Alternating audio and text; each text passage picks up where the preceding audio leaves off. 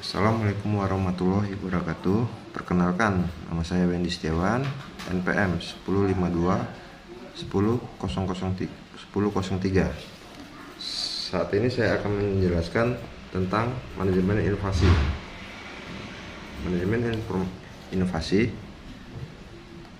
adalah salah satu mata kuliah di Sekolah Tinggi Ilmu Bisnis Bandung. Saya akan menjelaskan tentang arti inovasi. Inovasi adalah suatu pembaruan terhadap berbagai sumber daya, sehingga sumber daya tersebut mempunyai manfaat yang lebih bagi manusia.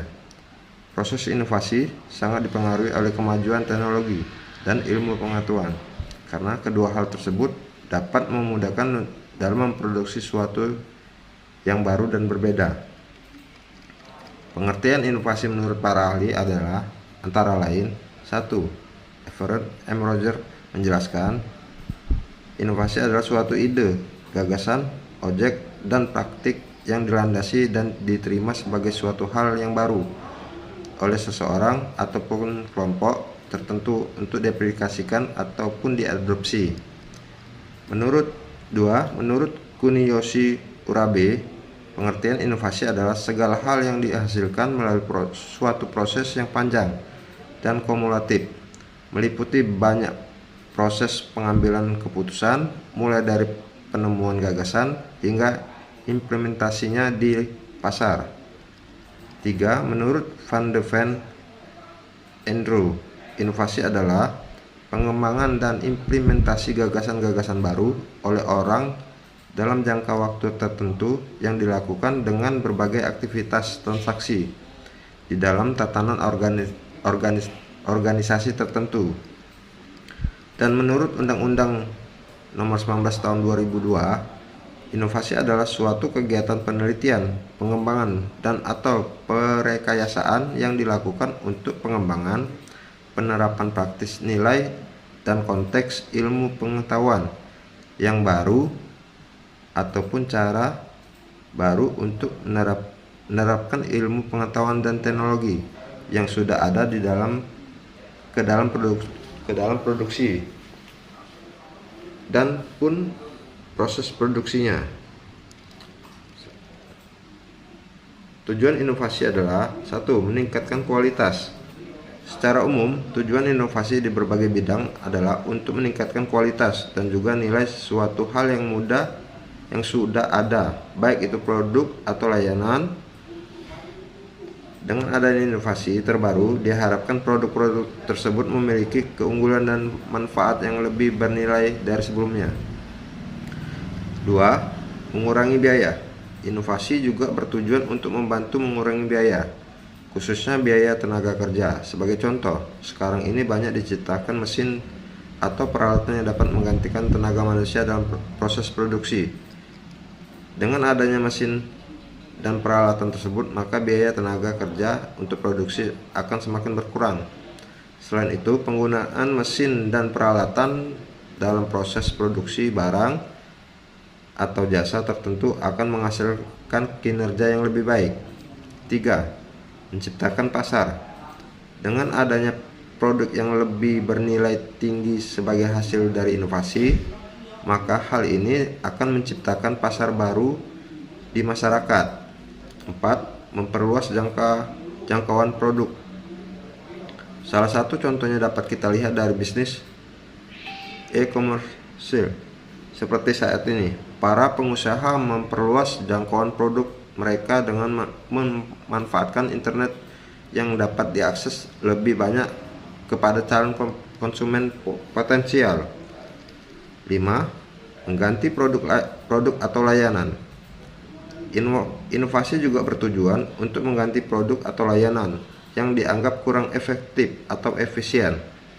Salah satunya dapat kita lihat inovasi yang terjadi pada mesin sepeda motor yang sekarang lebih hemat bensin.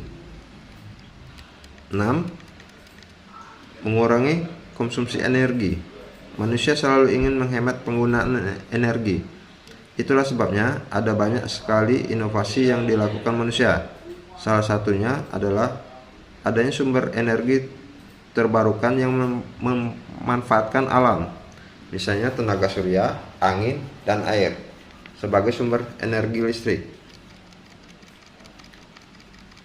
Ciri-ciri inovasi: tidak semua ide atau gagasan dapat dikategorikan sebagai inovasi.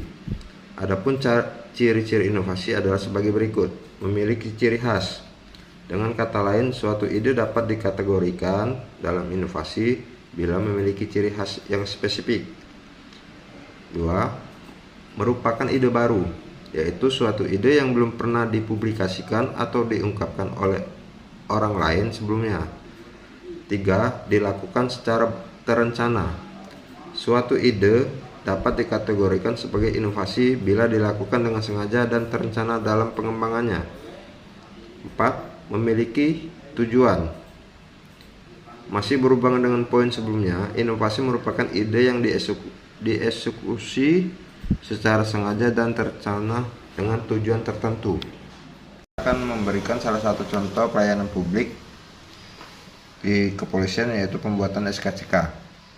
SKCK adalah kepanjangan dari surat catatan kepolisian. SKCK dikeluarkan untuk keperluan melamar kerja, baik itu perusahaan swasta ataupun untuk mengikuti seleksi calon pegawai negeri sipil.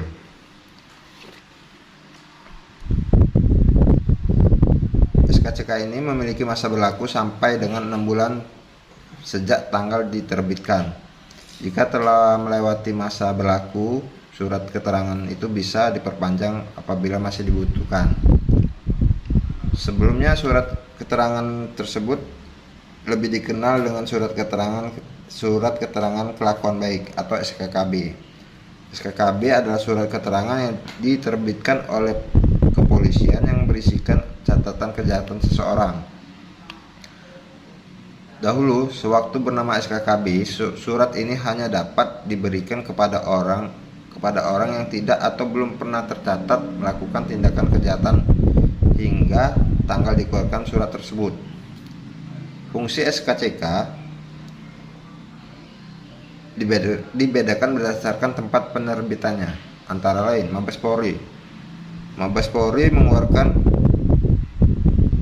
SKCK untuk keperluan pencalonan presiden dan wakil presiden, pencalonan anggota legislatif, eksekutif, yudikatif, dan lembaga pemerintah tingkat pusat, penerbitan visa, izin tinggal tempat di luar negeri, naturalisasi kewarganegaraan, adopsi anak bagi pemohon WNA, dan melanjutkan sekolah luar negeri. Pada tingkat Polda, SKCK dikeluarkan untuk keperluan melamar pekerjaan, memperoleh paspor atau visa, memperoleh WNI yang akan bekerja ke luar negeri, menjadi notaris, pencalonan pejabat publik, melanjutkan sekolah, pencalonan anggota legislatif tingkat provinsi, dan pencalonan kepala daerah tingkat provinsi.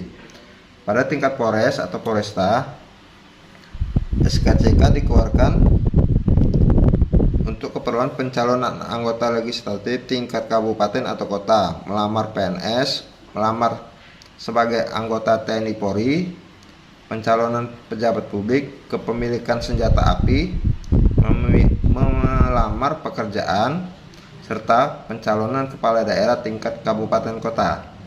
Pada tingkat Polsek, SKCK dikeluarkan untuk melamar pekerjaan, pencalonan kepala desa, pencalonan sekretaris desa, pindah alamat, dan melanjutkan sekolah. Mungkin sekian dari saya tentang inovasi. Assalamualaikum warahmatullahi wabarakatuh.